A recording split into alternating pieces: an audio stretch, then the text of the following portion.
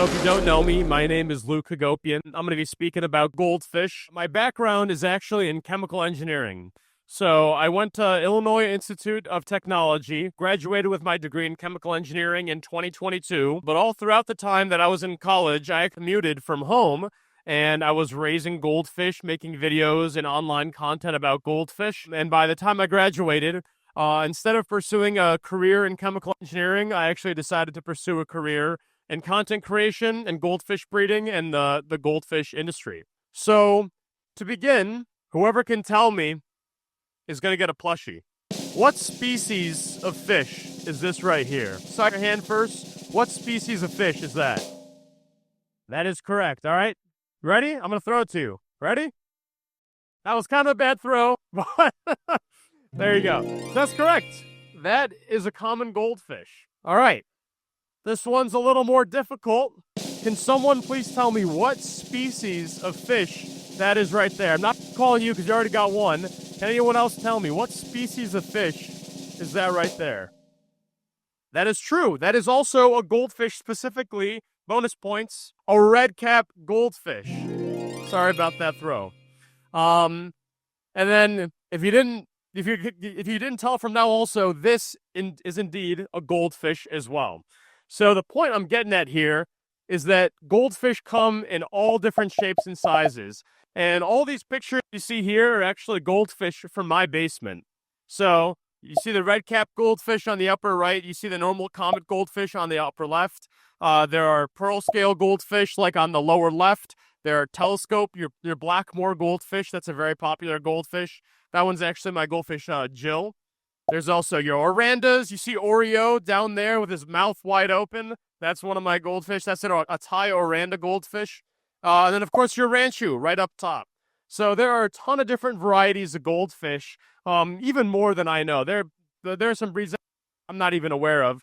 People talk to me about them. I'm like, oh, I didn't even know that breed existed. That's new to me. But for this presentation and for general, informational purposes, you really got to know two different varieties, and that's your slim-bodied goldfish and then your fancy goldfish. So when it comes to caring for these two different kinds of goldfish, your slim-bodied, your fat-bodied, one of the big differences in care is the tank size. Your slim-bodied goldfish do grow larger and longer and generally need more swimming space.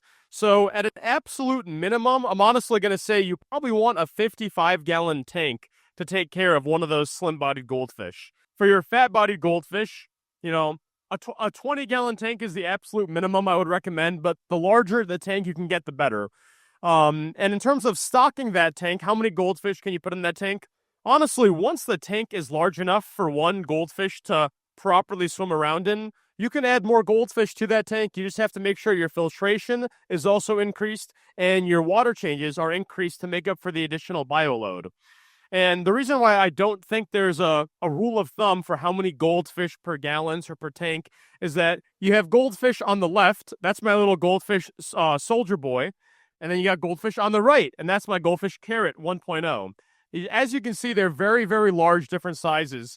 But that one on the left, I actually found him in one of my aged water tubs. So I actually aged my water before I put it into my tubs. I found him in there. Somehow he was born and got into there somehow. I don't know where he came from, but he had a really rough childhood. I never fed him because I didn't even know he existed. And he just kind of ate sediment and crap. So he had a very rough childhood because I never took care of him because I didn't even know he existed until when I found him. He was much smaller when I found him. I looked down in my aged water tubs and I saw, oh my gosh, there's a little fish in there.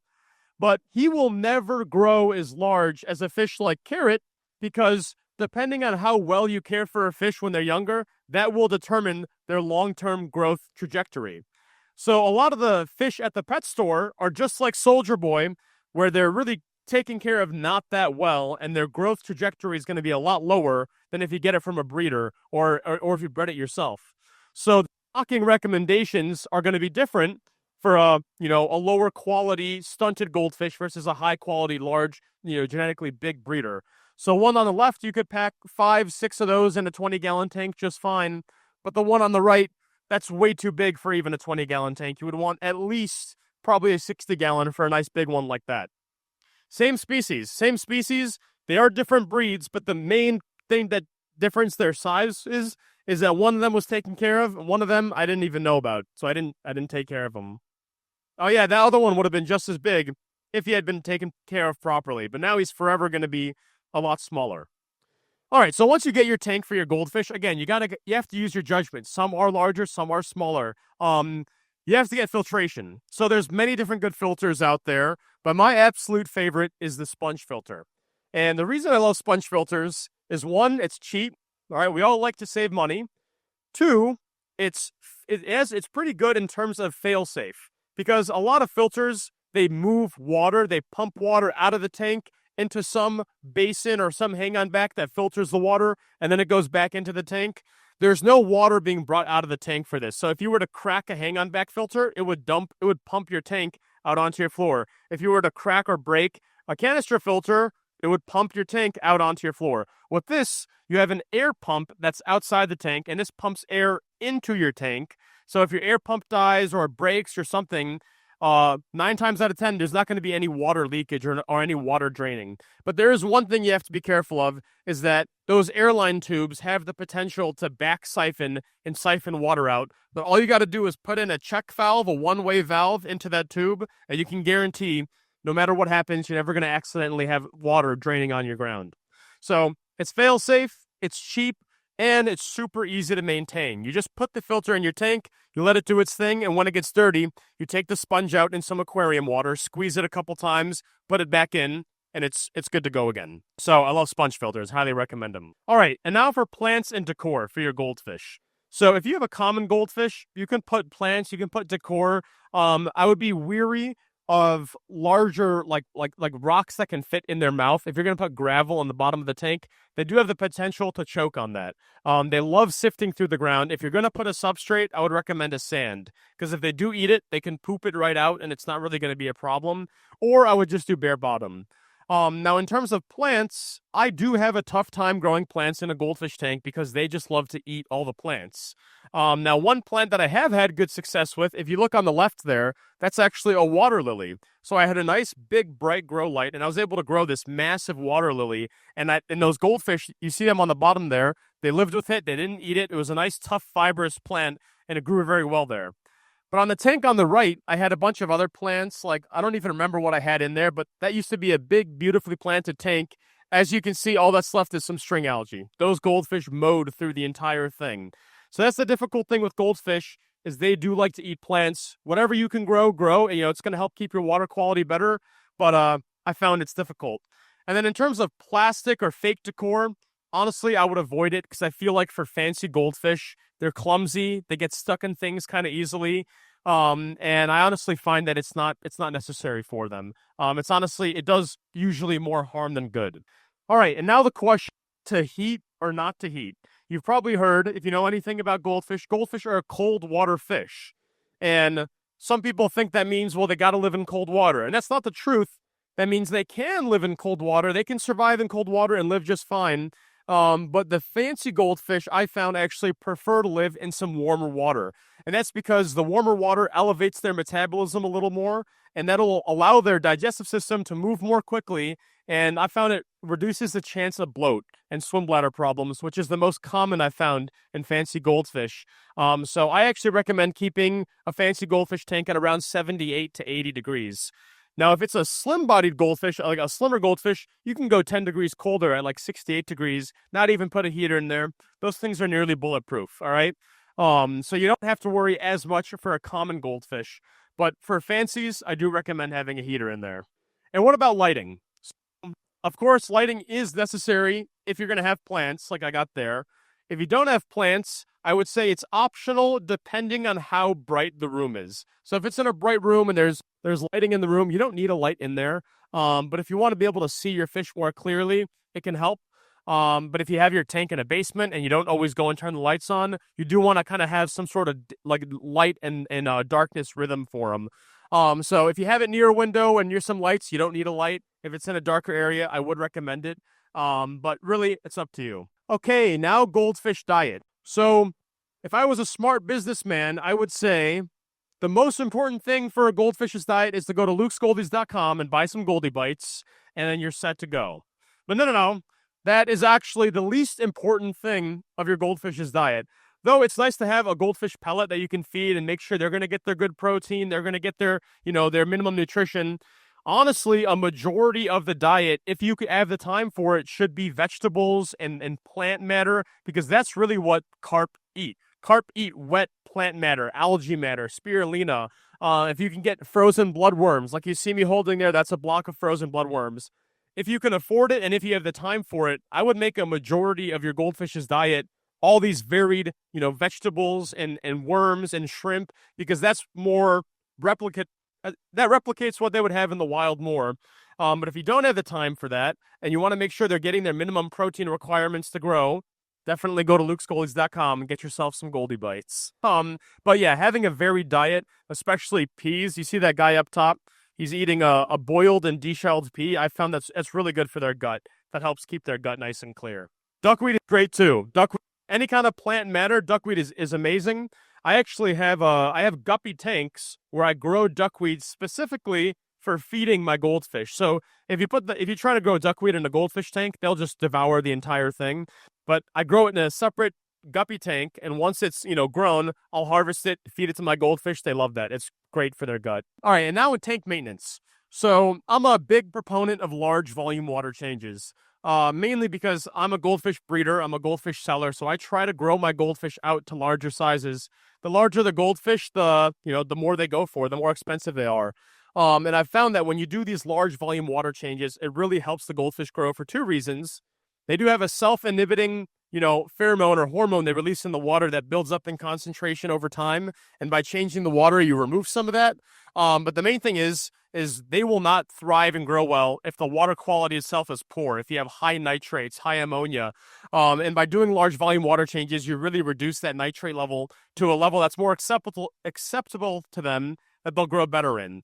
And you can see right there, that's one of the big poops. After you feed them a lot, they might release some big poops. So when I do tank maintenance, I try to suck with a pump all the poop off the bottom, and then I'll also do some filter squeezings. You had a question? Yeah?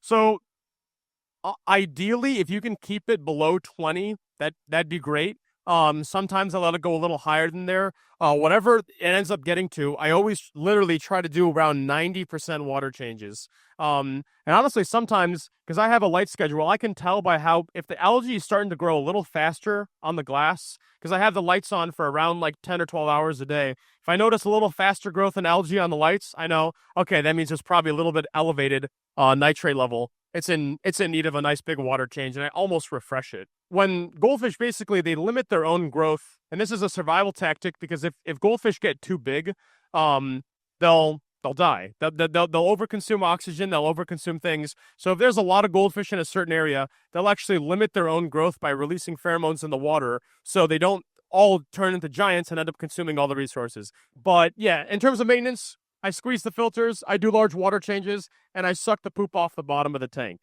So that's everything for general goldfish care. That's how I, get a proper setup for them, and that's how I grow them out.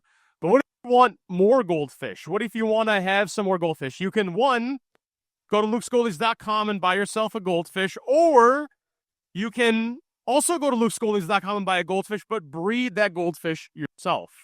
So if you want to breed a goldfish yourself, you want to first look for some ideal parents. So you want to look for a nice, and I'm going to go over Ranchu goldfish specifically. This is the breed of goldfish I breed. So this ideal look is only pertaining to Ranchu goldfish. But there are plenty of other breeds out there. You want to look for a nice smooth back curvature. You want to look for an angle of a tail that's around 45 degrees up, a nice full wen, and what's really important is a nice strong swimmer, not one that's tilted too forward or one that, is stuck to the top. A nice strong swimmer, that's a good parent. That's a fish you want to breed. And once you get those fish parents, you actually want to simulate winter in a way, or simulate a dark period, a period of, little light, of lower temperatures, of less feed, of less variety of feed, to make them think, okay, this is my hibernation colder period. So at this point, I'll actually maybe take heaters out or turn heaters off, and I'll only feed them maybe once a day, a small amount once a day. And I'll have it be like this for around 4 to 6 weeks to really get them in that, winter mode. And I'll have the lights on for only a couple hours a day. And then to get them in the make them think, oh, it's springtime, because the only time goldfish will breed is in the spring. I'll do the exact opposite. So I'll put the heater in there, and over the course of 2 weeks, I'll slowly increase the temperature back to 78. I'll feed them bloodworms. I'll feed them brine shrimp. I feed a lot more pellets. I throw some extra plants in there, extra plant matter, and I get a nice warm light on there, and I have that on for a long time during the day. All those things makes their little goldfish brain think, oh, it's spring, it's baby time. I got to make some babies. So the female will grow some eggs in her body. The males will get all male-like, and one morning you'll wake up and you'll notice the males might have made the water a little bit cloudy. That's because they put a bunch of sperm in there. You might even notice some eggs on the side, and the males will chase the females all around. And what you see me doing here is this is actually how I breed them. So when I notice that they're chasing and the females are getting rammed by the males, I'll separate the female, and I'll actually lightly express the eggs out of them. So the way the males actually get the eggs out of the females is they pin them against the side of the tank, and they'll like slap their bodies together and almost squeeze the eggs out by aggressively swimming and chasing them around. So I'll get them out, I'll lightly express the eggs out of the female, and just by putting a little pressure near the male, again, sperm just comes out of the male, and outside of the water, the egg and the sperm meet, and within 2 days, you actually get baby goldfish hatching from those little eggs. So that's basically what I'm going to go into now is after those eggs and sperm meet, I usually put them in a bucket with an air stone, and I'll add this compound called methylene blue. And I'll add that blue compound to the eggs because it's actually an antifungal agent, and fungus is one of the #1 killers of fish eggs. So they're very vulnerable to funguses. And you can see on that picture on the right, there are some clearer eggs. Those are good fertilized eggs. And those white eggs are either unfertilized or they've been attacked by a fungus. And then within 2 days, you can see there, those little clear things with the tail sticking out and the 2 eyes, that is a freshly hatched baby goldfish. They look like little tiny mosquito larvae when they first hatch. And you'll notice they'll be sitting on the ground, or they'll be attached to a side of the tank. And that means they're still absorbing that yolk sac. So though they've hatched, they're absorbing that yolk sac, and they actually will not eat a drop of food for at least 2 days until that yolk sac is fully absorbed. And then you'll notice they start looking like this. So they'll start swimming around, and that's actually my hand right there. And you can see those little tiny hair-like things. Those are the free-swimming goldfish. And after they become free-swimming, they end up looking a lot more like fish than they did just a couple days before. And I'll feed them freshly hatched baby brine shrimp. And I found that freshly hatched brine shrimp are the best thing to feed a goldfish. One, it's full of protein. You want to supply those baby goldfish with a lot of protein. And two, those brine shrimp actually move around slightly in the water when you add them in there. And when they see the brine shrimp mildly moving around, the baby goldfish see that, and it entices them to eat more and more and more. So I'll put a bunch of brine shrimp in the tank. They'll be all swimming around the bottom, and the baby goldfish will just graze on them all day long, and they'll grow very quickly. Like within 4 weeks, they'll over 10x in size. They get a lot bigger. All right, and this is the darker part of, honestly, fish breeding in general, is that there's a reason why a single female goldfish might lay 10,000 eggs at once, and that's because not all 10,000 are meant to survive. Just the cream of the crop, the top ones, are meant to survive, but in an unnatural setting like breeding out of your basement, there's not going to be nature to dictate that hand. And when you're breeding, goldfish like rancho goldfish, you really only select and raise maybe 1% of that 99 to actually be raised, because a lot of them have deformities, a lot of their fins are off, a lot of them don't even develop a swim bladder. So a lot of people will have a predatory fish that consumes the genetic defects, or that's Bowser, that's my snapping turtle on the lower right, and he takes care of basically all the ones with genetic defects. It basically becomes a live food for him. And a lot of people hear this and they get kind of shocked, and they're like, wow, like most of the baby goldfish don't even make it. And unfortunately, that's true. That's true with any animal that has a very, very large amount of offspring. The reason they do that is because only a small portion are actually meant to make it. But when you're doing this out of your basement, you have to be that hand that decides who makes it and who doesn't. And this is actually one of the most painstaking process of goldfish breeding, because you can see how many babies there are on the left. There are a ton of babies, and that's me right there. I got to sit and bend over and carefully look at each individual one and determine who's good and who's not. And that's actually one of the reasons why fancy goldfish might be 10 times more expensive than a common goldfish, is because for common goldfish, you don't need to do this, culling process, not nearly as much. Okay, so once you've done your culling process, you still have dozens of baby goldfish, tons of them. How do you raise them up? The main two things is high protein and high water changes. You supply a ton of protein and you do a ton of water changes. I literally do 90% water changes daily on my fry tanks. You will get good, fast, solid, healthy growth out of your goldfish. So I'll mainly feed them freshly hatched brine shrimp. When they get a little bigger, I'll buy frozen brine shrimp and I'll shave that and I'll give that to them as well, along with bloodworms. And then once they get large enough, I'll feed them what's called pellets as well. And then after a certain point, those goldfish get large enough where you can sell them. So I got videos on my channel on the whole detailed process on how I ship and fulfill a goldfish order. But in general, you can see me on the left there. I'll use a nice thick bag. I'll actually double bag them, and I'll pump the bag full of pure oxygen. And I'll put that same stuff I was talking about, that methylene blue, I'll put that in the water because it actually helps prevent the fish from getting sick during transport. So I'll fill it with pure oxygen. I'll put them in an insulated box, and I'll do at most 2-day shipping. And I've had an extremely great success rate. I think since I started selling this way in New Hampshire, I've sold, maybe 1,000 fish by now. I don't know. I really only had one person report back and say they had theirs pass during the shipping process. So if you insulate them well, you give them pure oxygen, you use methylene blue, you're almost guaranteed to have a good, successful shipment. But yeah, that's basically the end of the line. I usually keep the ones I like the most, and I'll breed those for the next generation. So that's all I have to share about goldfish specifically. Now I'm going to share just a little bit about myself, about how I got here, how I'm here talking about fish. So these were my very first 3 fish. We got Donald, Maurice, and Calvin. And I actually used to be big into gardening. I love gardening. I love plants. So my brother and sister-in-law got me an aquaponics kit for my birthday. And that's basically a kit where you have fish and it pumps water into a grow bed where it grows plants. And I got that for me because I like plants. I ended up buying some fish. The tank was way small for those fish. So I ended up getting a larger tank, and then I got some more fish. And then pretty soon those fish started breeding. So they started breeding. I quickly did some research about breeding. And that picture on the right is actually from my very first batch of fish. I had spawned them in a bucket, and I was trying to calculate the average amount per square grid because I wanted to figure out how many fish eggs I had. I was so excited. My rough calculation was around 500 estimated eggs, but that was my very first batch. I think only a couple of them actually ended up hatching and surviving.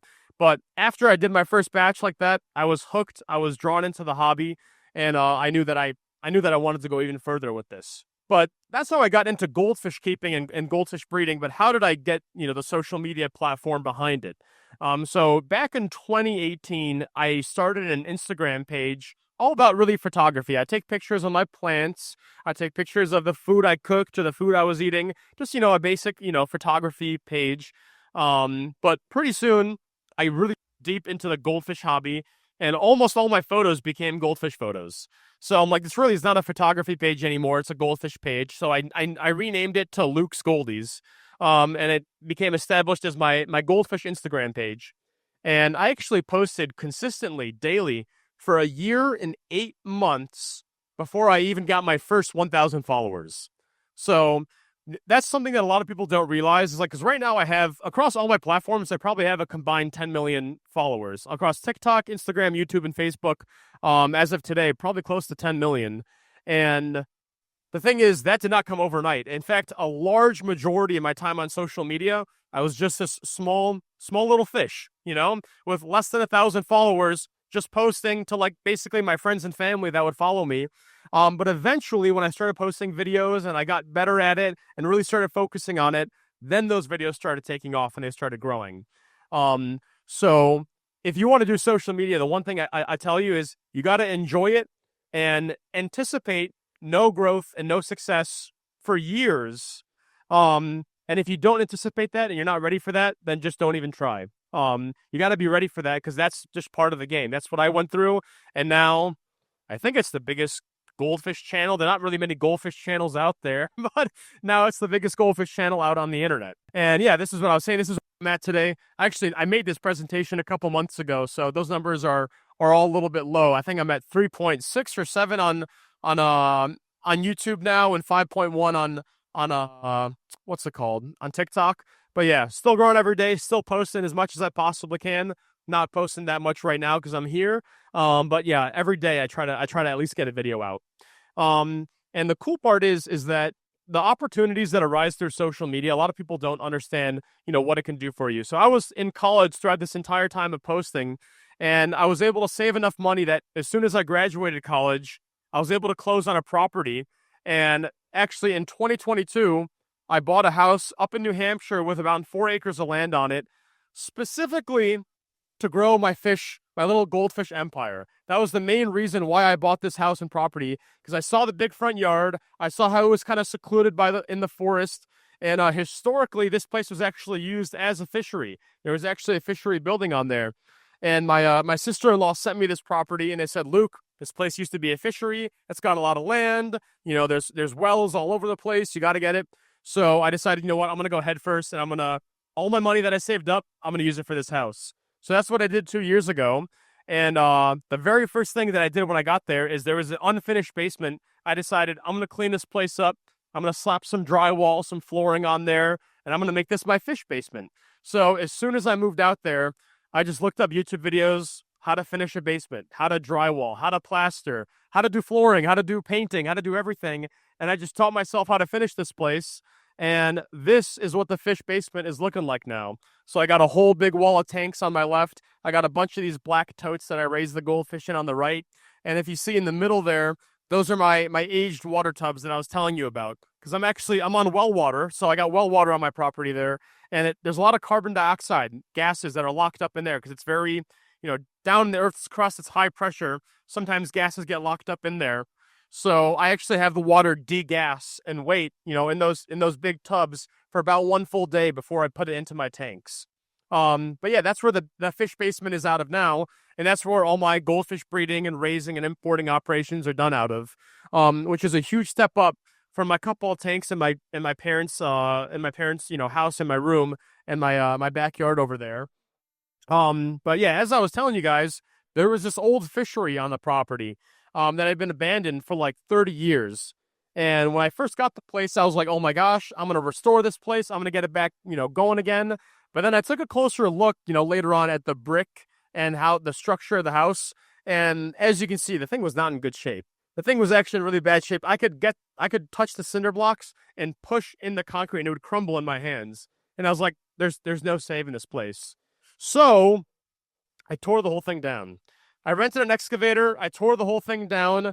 I had a couple little bonfires, and I actually ended up keeping, the only thing I kept was those raceways where they used to grow the fish in right there. And then I ordered a bunch of dirt. I filled in the land. And again, I did this all just from YouTube videos. You can learn a lot through YouTube videos. I regraded the whole land. And now where we're at today is we got a nice new flat area. We got the raceways filled up and in. And I'm actually waiting on some permits to rebuild the greenhouse over that. I've been doing a lot of stuff unpermitted before, and then that caught the government's attention, and they actually paid me a couple visits. And so now that's on pause until I deal with all this paperwork, which I don't even know where to begin. Permits are such a hassle, but I got to deal with that now. But after I get that dealt with, hopefully, I'm going to be building a large greenhouse over this area and expanding it. And I do kind of want to grow trout in these raceways. That's what used to be grown there. I do kind of want to try that again because there's a large pond on the property too where they would grow them out as well. So I want to do that, but I also want to grow goldfish and all other kinds of fish on this property, specifically in this area here. But there's some legal loopholes that I got to jump through first before I can get that going. But yeah, that's the next steps for me.